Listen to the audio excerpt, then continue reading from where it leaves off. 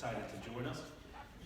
It's going to speak a little bit about some of the technology that exists in the satellite world to allow this connectivity to occur off aircraft to the ground. Glad to welcome you here, sir. Shane. Thanks, everyone.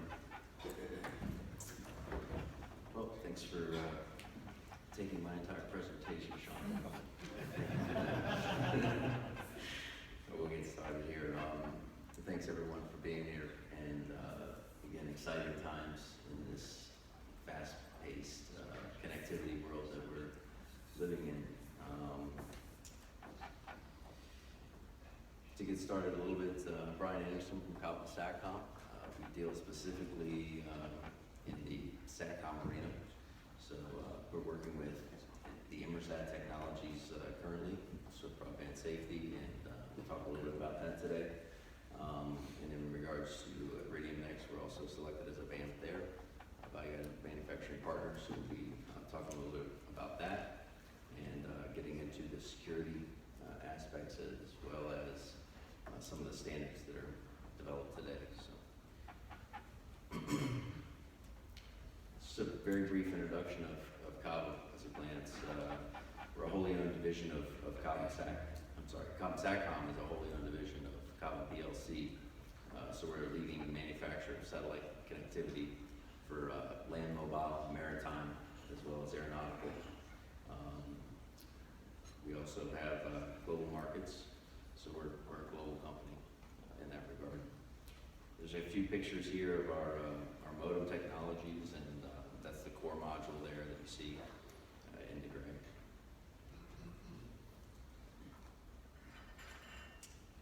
So, that's my turtle. I love him. He's very slow, so I think it's going to be kind of a good pictorial. As I said, Sean stole a little of my material here, but the ACARS network, you know, again, we love it, but it's a little slow. So as we move forward, you know, to the new technologies such as Swift Broadband Safety and Iridium Certus, we're going to see much faster technology. So unlike the storybook, the tortoise is not going to win in the end. A staggering statistic is Jeppsen actually delivers over 30 terabytes of data monthly on 300,000 tablets to the EFDs globally. So I think that's a pretty staggering number there. Again, as Sean mentioned, VHF is congested. The network was never designed to handle the types of data that we're putting through it. So, you know, as we grow and develop these new applications, the more and more we try to, you know, shove through the VHF network, then the more it's going to be congested. So, the exciting new thing is this with broadband safety, and some of you may have seen the news this morning with United Airlines. Inmarsat has partnered with Cobham and United Airlines to equip some of their aircraft for Swift Broadband Safety. And what are we doing? So we're talking about CPDLC, Controller Pilot Data Link Communications, safety services for fans, ATN, and as Sean mentioned, it's exactly that. It's going to evolve into connecting the AIDs on the aircraft and the quick access recorders to do things for, you know, moving real-time weather and turbulence data to the EFBs.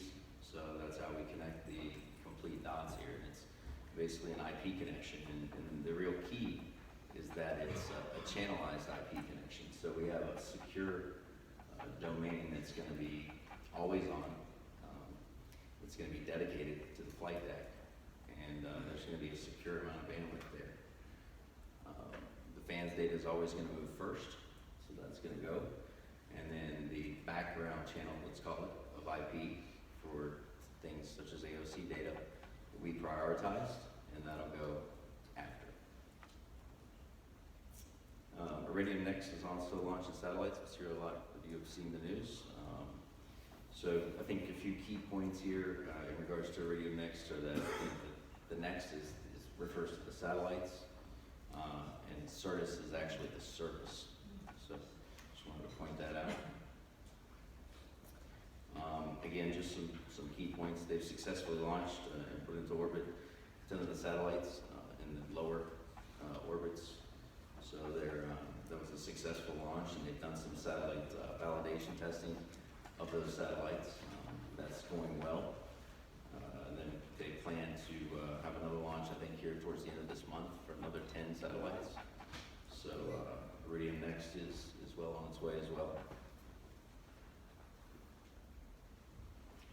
So what can a secure IP do for the aircraft and for the airline?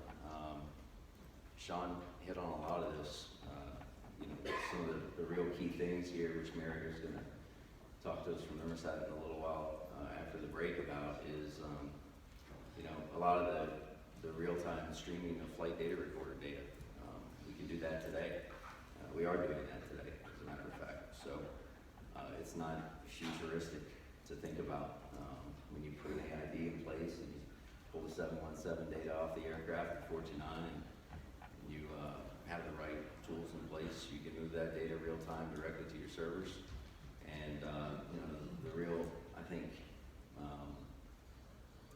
myth is that it's this huge amount of data that's going to cost all this money, and it's really not. As we discover more and more about it, it's just bytes of data, and you can send a lot of that data in real time, so that heaven forbid anything were to happen, then we have it there. Another really neat thing that is happening today is plane-to-plane chat. I mean, pilots are chatting back and forth to each other from their iPads as they fly along. Hey, you got some turbulence, it's getting a little rough up here. You want to request an extra flight level? Shoot over a map via email to them, send them a text message, whatever they want to do, because they have a connected cockpit and the EFB is connected. Engine health monitoring, as Sean mentioned, aircraft health monitoring, all these things, real-time FOCO data. I think that's certainly here.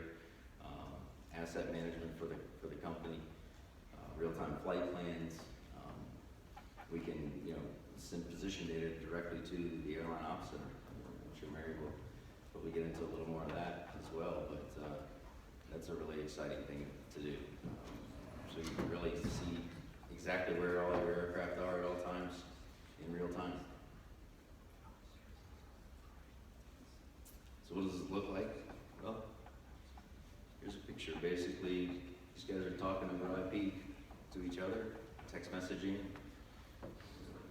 First plane in the Congo line there, text back to the other guy that there's some weather, and copy, and they all circumvent around it. Whereas, the next airline may not have this connectivity or data on the aircraft, and they fly right through it and injure 4 or 5 flight attendants. So this is what's happening in real time. So talking a little bit about the standards, in regards to the SATCOM specifically, we have the MOPS, DO-262, ARINC 781 and 771, as well as new APIMs for SATCOM data. This is all being worked through the EUROCAE, RTCA, and SAE.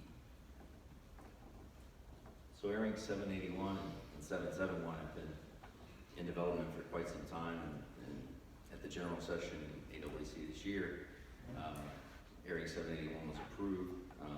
Some of the key points here to note are that the identical interfaces on the avionics, so also the Ethernet data, basically for the EFBs, has been designed. So the standards are here. It's been designed for 2MCU, LRU, and ARINC 600 enclosure, various antenna options, and a very key point is that the fuselage attachment points for the commonality between the antennas. So a very key point there. And then also a really, really key point is the data segregation and security between the domains. So you have the air traffic control domain, and then the air operational domain, and then the PIES domain. So that's all kind of spelled out in the specs. And then the options for dual installations. And a key point here is that, it says either simultaneous operation or managed selection. So what that really means is that you can simultaneously operate two Iridium Next systems or two Inmarsat SWIFT broadband safety systems at the same time. So not an Inmarsat SWIFT broadband and an Iridium Next system at the same time. So just to clarify that. Then they can switch over and hand over, of course. And there's going to be Iridium Next and SB Safety combination box, which they'll actually crosstalk as well. So I think that's a lot of interest to the airlines as well. So diving into security a little more, RTCA SC216, joint with EuroK Working Group 72 for Aeronautical Systems Security, RTCA SE222 for SATCOM, ICAO, DOC 8973, Aviation Security Manual. Of course, here at AWC, we're working in a lot of these industry groups in forums like this, the Internet Protocol Suite, the NIST, the Air to Ground Communication Systems, the DLOF, the D-Link Users Forum, as well as this forum here. So lots of work happening in this field in this regard.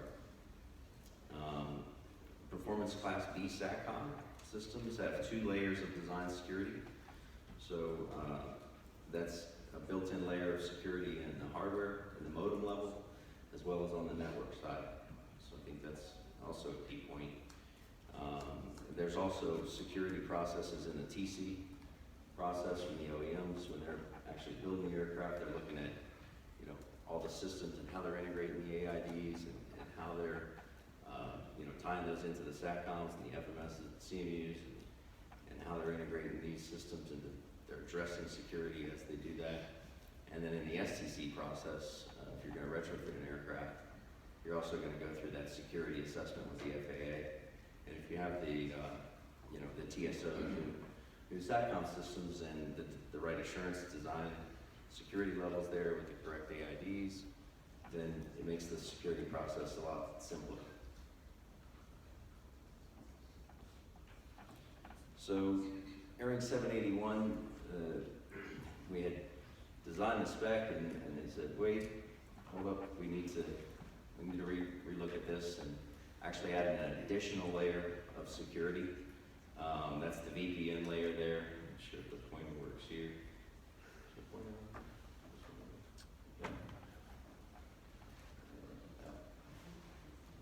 You can see the bar running across, and basically the point is that the ground security gateway there is on the ground side. That's on the Inmarsat ground network, and there's a security gateway inside of the actual modem on the aircraft. So that's where the security is happening. Basically, this is a picture, as we see it, of cockpit safety.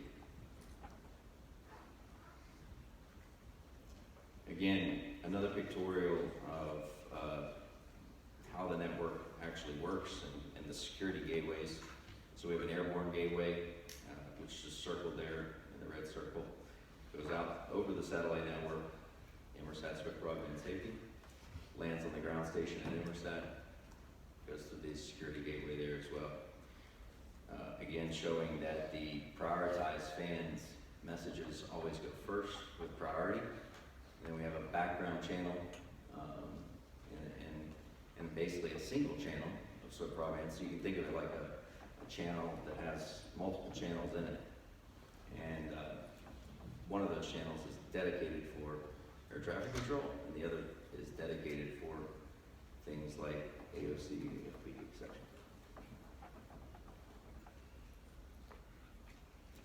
So what does this all mean for SATCOM? It's basically more powerful and more secure. So it's exciting times again for the airlines because they're going to have more options and more opportunity to put lighter, smaller, cheaper SATCOM systems on the aircraft. Basically moving from 18, 22 MCUs all the way down to 2, which is quite significant step change in the industry for the Inmarsat SWIFT broadband safety product. Single coax, power over coax to a small antenna. It gives you a dedicated amount of bandwidth to the cockpit. As I was mentioning, it's uncontested. from any other pipes on the aircraft. So it's an always-on connection. You know that it's going to work. It's going to be reliable. The way I like to think about it is you're sending air traffic control data over it. So you know that it's always going to be on. So it's pretty much, if it's going to be reliable enough for air traffic control, then it's going to be reliable enough for your operational data. Yes, it's not a huge amount of bandwidth, but at least you know it's uncontested and it's available to you. So again, in conclusion, just the new SATCOM systems Class B is going to be a term that's going to be referred to, that you're going to hear, and start getting used to that term. It's an IP-enabled flight deck via our friends at Avionica, the Teledynes, the ETCs of the world, as well as the Bowers. Don't leave anybody out here, and CMC as well. Any AID connectivity that you piece together with the new SATCOM systems, the Inmarsat Swift Broadband Safety, and Iridium Next will be, a solution for you moving forward to connect EFBs. So basically 100% segregated and secure off-the-cabin networks. Thank you very much.